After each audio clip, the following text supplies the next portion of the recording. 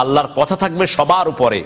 এই জন্য এই যে আমাদের দেশে লেখা হয় লা ইলাহা ইল্লাল্লাহু মুহাম্মাদুর রাসূলুল্লাহ পাশাপাশি, এটাও কোনো হাদিস দ্বারা স্বীকৃত না। লা ইলাহা ইল্লাল্লাহ মুহাম্মাদুর রাসূলুল্লাহ, লা ইলাহা ইল্লাল্লাহ মুহাম্মাদুর রাসূলুল্লাহ কোনো সহিহ হাদিসে নেই। অনেকে বলে থাকেন যে এই দুটো কথা একসঙ্গে বলা যাবে না, বলে শিরক হবে। আসলে কথাটা সঠিক নয়। আর অনেকে বলে এই মর্মে কোনো হাদিস সহিহ প্রমাণিত নয়। জি না, এটা সঠিক নয়। আসসালামু আলাইকুম ওয়া রাহমাতুল্লাহি ওয়া বারাকাতুহু। প্রিয় ভাইরা, আমাদের ইমানের মূল আকীদা যে লা ইলাহা ইল্লাল্লাহু মুহাম্মাদুর রাসূলুল্লাহ, এই কলিমা একসাথে লেখা বা একসাথে বলা বলে এখন বেদাত হয়ে গেছে। বন্ধুগণ, এই বিষয়ের উপর আজকে আমরা আলোচনা শুনবো। আশা করি আপনারা যারা ভিডিওতে ক্লিক করেছেন ধৈর্য সহকারে ভিডিও দেখার চেষ্টা করবেন, তাহলে বিষয়টা আপনারা বুঝতে পারবেন কে সঠিক এবং কে ভুল বলতেছে। বন্ধুগণ, এখানে আমরা দেখেছি তারিক মনোয়ার সাহেব, আব্দুর রাজ্জাক বিন ইউসুফ, রাহুল ব্রাদার্স এবং কাজী ইব্রাহিম, আরিফ বিন হাবিব সাহেব, কয়েকজনের বক্তব্য আমরা আজকে দেখার চেষ্টা করব। ওনারা সবাই কি বলেন আসুন আমরা প্রথমে এই তারিক মনোয়ার সাহেবের বক্তব্যটা আমরা শুনে নেই, উনি কি বলেন। আল্লাহর কথা থাকবে সবার উপরে। এই জন্য এই যে আমাদের দেশে লেখা হয় লা ইলাহা ইল্লাল্লাহু মুহাম্মাদুর রাসূলুল্লাহ পাশাপাশি, এটাও কোনো হাদিস দ্বারা স্বীকৃত না। এই কালেমাটা 6টি জায়গায় এসেছে বিশ্বনবী সাল্লাল্লাহু আলাইহি ওয়াসাল্লামের জীবনে। বদরের পতাকার ভিতরে এই কালেমাটা ছিল, উহুদের পতাকাতে ছিল, খয়বর দুর্গের পতাকাতে ছিল, বিশ্বনবীর আংটিতে ছিল লা ইলাহা ইল্লাল্লাহু মুহাম্মাদুর রাসূলুল্লাহ। কিন্তু লা ইলাহা ইল্লাল্লাহটা ছিল উপরে, মুহাম্মদ রাসূলুল্লাহ ছিল নিচে। এটা পাশাপাশি ছিল না কখনো। এই পাশাপাশি লেখে এখন বেদাতিরা হয় মুহাম্মদ সাল্লাল্লাহু আলাইহি ওয়াসাল্লাম খোদা নেহি, খোদা সে জুদা নেহি, নাউযুবিল্লাহি মিন যালিক। মুহাম্মদ খোদা নয়, কিন্তু খোদার থেকে জুদাও নয়। এই জন্য এটা পাশাপাশি এভাবে আনেন নাই। আমাদের মসজিদগুলোর বাহিরে লেখা হয় এক পাশে আল্লাহ এক পাশে মোহাম্মদ, এটাও ঠিক না ইসলামিকলি, এটাও শিরকের ভিতরে পড়ে যাবে। কারণ আল্লাহ যদি আমরা যদি আরবি গ্রামার অনুযায়ী ধরি, আল্লাহ মুবতাদা, রাসূল মোহাম্মদ খবর। আল্লাহ মুবতাদা হয়ে গেল, খবর হয়ে গেল মোহাম্মদ, তাহলে আল্লাহকে আল্লাহ মোহাম্মদ, নাউযুবিল্লাহি মিন যালিক। যে ধারণা বিভিন্ন ফেরকাগুলোর আছে আমাদের দেশে, তা আল্লাহ রাব্বুল আলামিনের কাছে আমরা যে জিনিসটার জন্য সব। আসুন আমরা এবার আব্দুর রাজ্জাক বিন ইউসুফ সাহেবের মুখ থেকে শোনার চেষ্টা করি যে আব্দুর রাজ্জাক বিন ইউসুফ সাহেব এই বিষয়টা নিয়ে কি বলতেছেন। আসুন আমরা ওনার মুখ থেকে শোনার চেষ্টা করি। উপরোক্ত কালেমাটি কোন সহিহ হাদিসে আছে কিনা? লা ইলাহা ইল্লাল্লাহ মুহাম্মাদুর রাসূলুল্লাহ, লা ইলাহা ইল্লাল্লাহ মুহাম্মাদুর রাসূলুল্লাহ কোন সহিহ হাদিসে নেই। হাদিসটি নিতান্তই জয়ীফ। মনে রাখবেন একটা কথা, শুনুন, কালেমা তাইয়্যিব। এবার আমরা দেখার চেষ্টা করব রাহুল ব্রাদার্স এবং কাজী ইব্রাহিম সাহেব, ওই দুজন কি বলেন। আসুন আমরা ওনাদের মুখ থেকে একটু শোনার চেষ্টা করি। লা ইলাহা ইল্লাল্লাহ মুহাম্মাদুর রাসূলুল্লাহ একসঙ্গে বলা যাবে কি যাবে না? জি যাবে। অনেকে বলে থাকেন যে এই দুটো কথা একসঙ্গে বলা যাবে না, বলে শিরক হবে। আসলে কথাটা সঠিক নয়। আর অনেকে বলে এই মর্মে কোনো হাদিস সহিহ প্রমাণিত নয়। জি না, এটা সঠিক নয়। ইমাম বাইহাকির কিতাব আসমা সিফাত হাদিস নাম্বার 198 এবং মুসনাদে আবি আল মুসিলি হাদিস নাম্বার 1803 সহিহ সনদে কালিমাত তাকওয়া লা ইলাহা ইল্লাল্লাহ মুহাম্মাদুর রাসূলুল্লাহ এই শব্দ মওজুদ আছে। কোনো ওয়ান্না শব্দ নেই, একদম ডাইরেক্টলি লেখা আছে লা ইলাহা ইল্লাল্লাহ মুহাম্মাদুর রাসূলুল্লাহ। ইমাম বাইহাকির আসমা সিফাতের মধ্যে সহিহ সনদে মওজুদ আছে। 1 2 ইমাম হাজাম রাহিমাহুল্লাহ তার বিখ্যাত গ্রন্থ চাল মুহাল্লা 2165 নম্বরে মাসালাতে আলোচনা করতে গিয়ে তিনি ইজমাত দাবি করেছেন যে মুসলমানদের কালেমা লা ইলাহা ইল্লাল্লাহ মুহাম্মাদুর রাসূলুল্লাহ এই কালেমাতে ইজমা আছে। তাই এটা ইজমা দ্বারা প্রমাণিত। এবং লা ইলাহা ইল্লাল্লাহ মুহাম্মাদুর রাসূলুল্লাহ এই কালেমা পড়লে শিরক হবে কিনা? তাহলে দুনিয়াতে ঈমান থাকলো কইয়া? এই কালেমা পড়লে যদি শিরক হয় তো তুমি মুসলমান হইবা কেমনে? কও খবরদার, এই কালেমা নিয়ে কোনো প্রশ্ন করবেন না, কোনো প্রশ্ন নাই। বন্ধুগণ, এটা ইবলিসের ষড়যন্ত্র।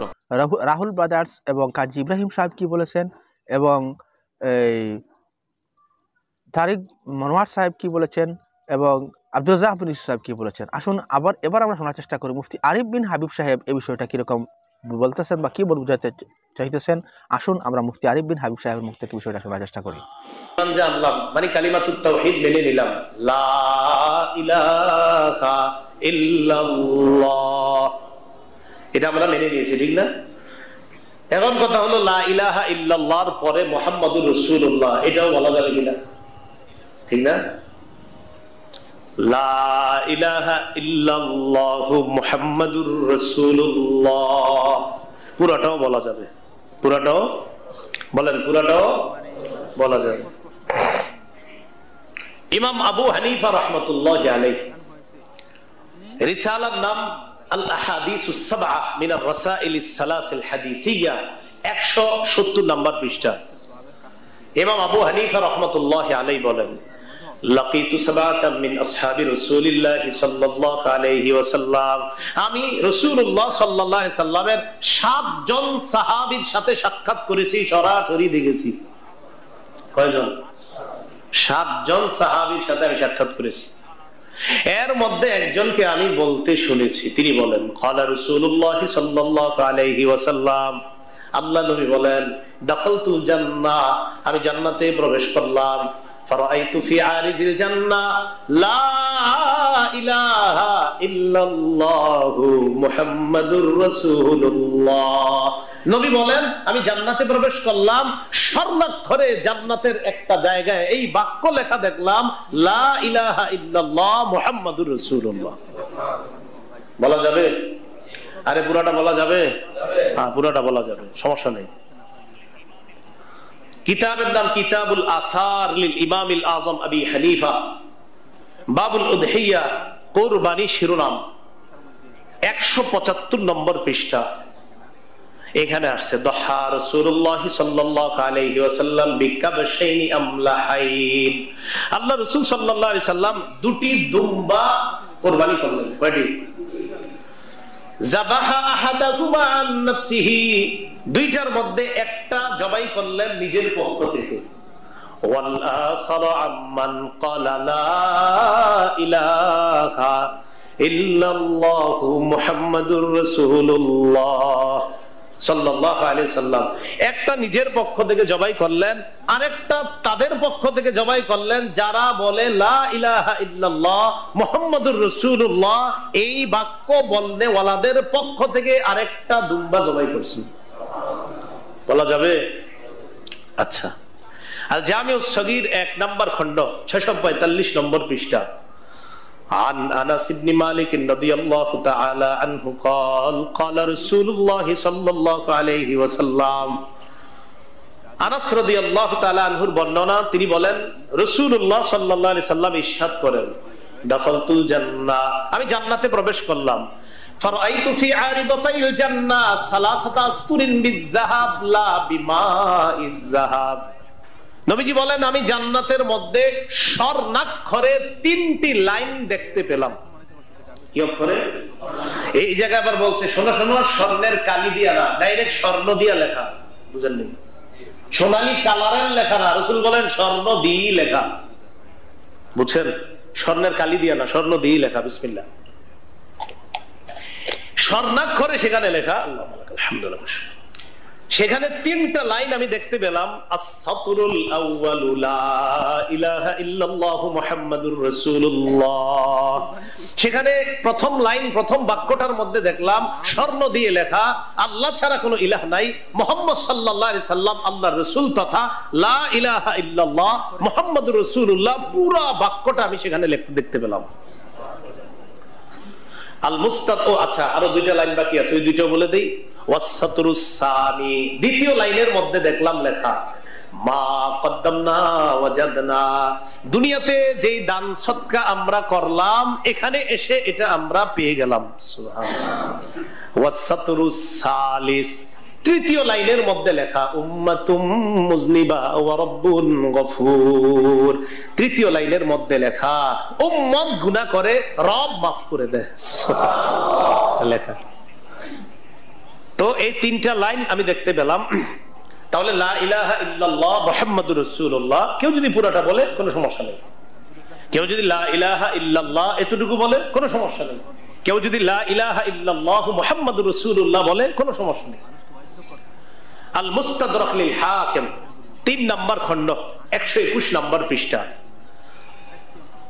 আবু যর গিফারি রাদিয়াল্লাহু তাআলা আন এবং তার চাচাতো ভাই তখনও মুসলমান হননি, মুসলমান হওয়ার জন্য নবীজিকে তালাশ করতেছে, মুসলমান হননি। বাকি তারা শুনছে যে মুহাম্মদ সাল্লাল্লাহু আলাইহি সাল্লাম নামে একজন মানুষ, তিনি নাকি কি বলে, দেখি কি বলে, একটু শুনে আসি। রাসূল সাল্লাল্লাহু আলাইহি সাল্লাম তখন কাফেরদের নির্যাতনে পাহাড়ের মধ্যে কিছু সময়ের জন্য আত্মগোপন করেছিলেন। তো তারা তালাশ করতেছে, দুই ভাই তালাশ করতে করতে গিয়ে পাহাড়ের কাছে রাসূলকে পেলেন। তো নবীজিকে বললেন, ইন্না আতাইনাকা লিনাসমা মা তাকুল, আমরা আপনার কাছে এসেছি আপনি যা বলেন সেটা শোনার জন্য। আচ্ছা আপনি কি বলেন দেখি, একটু বলেন তো। নবীজি বললেন, আকুলু লা ইলাহা ইল্লাল্লাহু মুহাম্মাদুর রাসূলুল্লাহ সাল্লাল্লাহু আলাইহি ওয়াসাল্লাম। নবীজি বলেন, আমি দাওয়াত দেই আল্লাহ ছাড়া কোনো ইলাহ নাই, আর আমি মুহাম্মদ সাল্লাল্লাহু আলাইহি সাল্লাম আল্লাহর রাসূল, এই কথাটার দাওয়াত দেই। তারা দুইজন ফাআমানা বিহি, সাথে সাথে আবু যর ওয়া সাহিবুহু, এবং তার চাচাতো ভাই রাসূল সাল্লাল্লাহু আলাইহি সাল্লাম যে বাক্যটা বললেন এই বাক্য মেনে নিয়ে মুসলমান হয়ে গেছে। তাহলে কেউ বলতে চাইলে বুড়াটা বলতে পারবে? আচ্ছা, হাদিসের কিতাব মাজমাউজ জাওয়ায়েদ 5 নম্বর খণ্ড 232 নম্বর পৃষ্ঠা, আব্দুল্লাহ ইবনে আব্বাস রাদিয়াল্লাহু তাআলা আনহুমার বর্ণনা, তিনি বলেন, কানাত রায়াতু রাসূলিল্লাহি সাল্লাল্লাহু আলাইহি ওয়াসাল্লাম সাউদা ওয়া লিওয়াআন আবয়াদা মাকতুবুন আলাইহি লা ইলাহা ইল্লাল্লাহু মুহাম্মাদুর রাসূলুল্লাহ সাল্লাল্লাহু আলাইহি সাল্লাম। রাসূলুল্লাহ সাল্লাল্লাহু আলাইহি ওয়াসাল্লামের যুদ্ধের পতাকা একটা ছিল কালো, এটা ছিল বড়, আরেকটা সাদা, এটা ছিল ছোট। পতাকার মধ্যে লেখা লা ইলাহা ইল্লাল্লাহ মুহাম্মাদুর রাসূলুল্লাহ। পতাকার মধ্যে কি লেখা?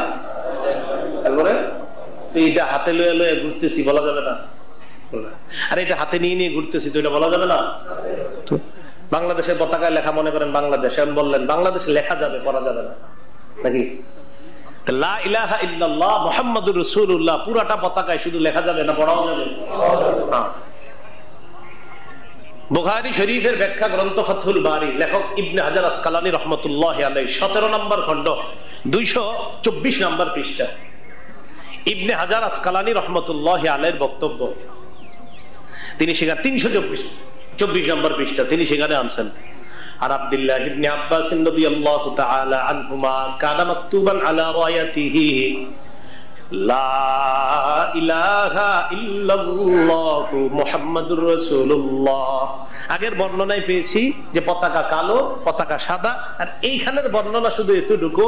ইবনে হাজার আসকালানী রাহমাতুল্লাহি আলাইহি বক্তব্যটা ফাথুল বারীতে আনছেন যে আব্দুল্লাহ ইবনে আব্বাস রাদিয়াল্লাহু তাআলা আনহুমার বক্তব্য, তিনি বলেন রাসূলুল্লাহ সাল্লাল্লাহু আলাইহি সাল্লামের পতাকার মধ্যে লেখা ছিল লা ইলাহা ইল্লাল্লাহ মুহাম্মাদুর রাসূলুল্লাহ সাল্লাল্লাহু আলাইহি ওয়াসাল্লাম।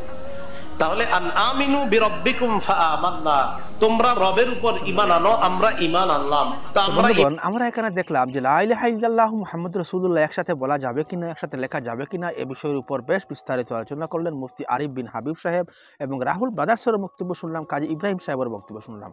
অপরদিকে এই আব্দুল রাজ্জাক বিন ইউসুফ এবং তারিক মনোয়ার সাহেব যেরকম কথা বলেছেন সত্যি অত্যন্ত দুঃখজনক বিষয়। জানি না ওনারা এরকম বক্তব্য রেখে সমাজকে কি মেসেজ দিতে দেওয়ার চেষ্টা করতেছেন। বন্ধুগণ, এই বিষয়ের উপর আপনার মন্তব্যকে, আপনার প্রতিক্রিয়া কি তা ভিডিওর কমেন্টে অবশ্যই জানাবেন, এবং চ্যানেলে যদি নতুন এসে থাকেন অনুগ্রহ করে চ্যানেলটাকে সাবস্ক্রাইব করে এবং আপনাদের এই ভিডিওতে বন্ধু বান্ধবদের শেয়ার করে দেখার সুযোগ করে দিবেন। আসসালামু আলাইকুম ওয়া রাহমাতুল্লাহি ওয়া বারাকাতুহু।